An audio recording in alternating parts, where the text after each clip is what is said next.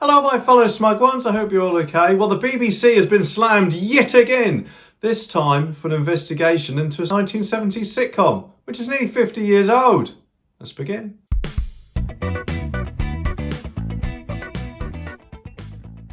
Okay, as many of you will know, I don't actually have a dedicated upload schedule, so the best way to see my videos, as soon as I put them online, is by clicking that subscribe button and notification bell. Okay, this story is from the Daily Express, and it says, BBC savaged after investigation launched on 1970s sitcom as woke generation takes over. A former BBC executive has savaged the institution for being taken over by a woke generation who are not in touch with other viewpoints in Britain. And this is quite a big problem in my opinion, because quite often it seems like they're trying to edit our history, doesn't it? Oh, that's not right, we'll just cancel it. And that seems to be like what cancel culture is all about.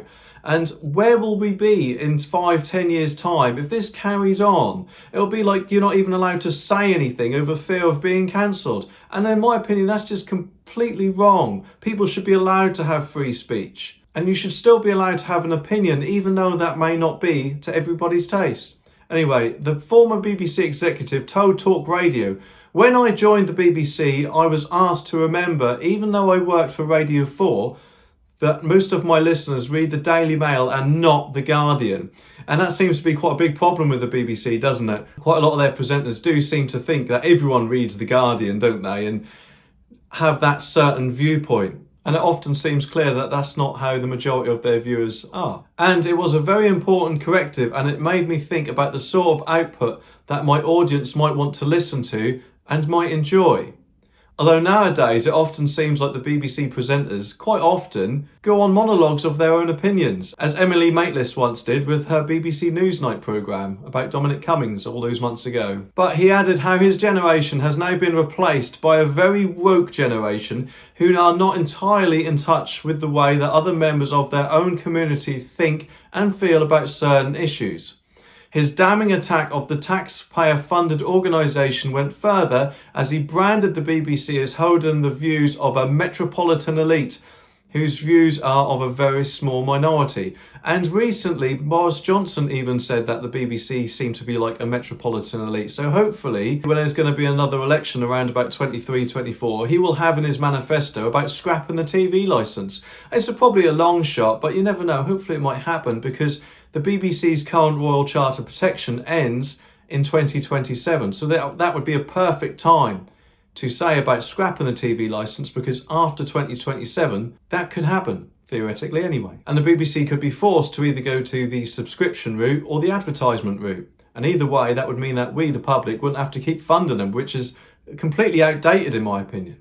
Anyway, it continues. Professor Luckhurst added the BBC need to be aware of the fact that there are many more intelligent, thoughtful Britons who do not share their views. And they do seem to have quite a problem understanding this, don't they? People who voted to leave the European Union, people who are working class conservatives who are not common in the metropolitan parts of London.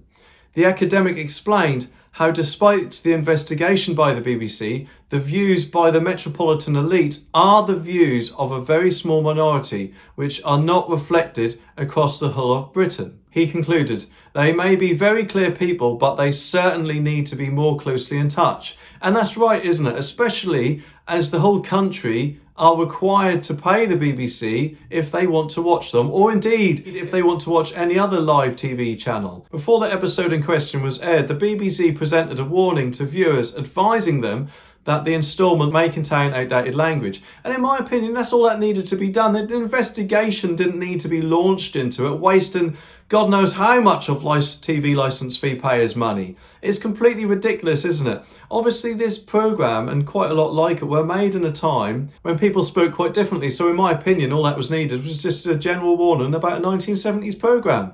Anyway, the episode saw the lead character, French Spencer, say, "I'm the chief of the Pixies. I'm the friend of all the boys and girls." To which a child replies, "Oh no, you're not. You're a..." And obviously you can see what that says.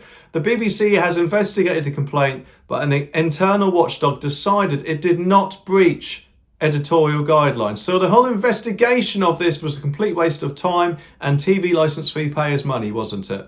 A little while ago, they seemed to have a problem with the Germans episode of Fawlty Towers. That is, until John Cleese Basil Fawlty himself stood up and said, actually, where you're taking the mickey of the character himself. And it makes you wonder, really, what's next, doesn't it? How much more of our history do they want to edit or cancel or put warnings on? It just seems like we're going down a very, very slippery slope. And don't get me wrong, I don't have any problems whatsoever about them putting a warning before the programme. That's fine, that's completely fine. However, to launch an investigation into a nearly 50-year-old TV programme does seem a little bit pointless in my opinion, because it wasn't recently made.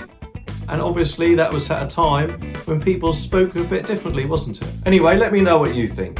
Here are some of my other videos for you to watch next.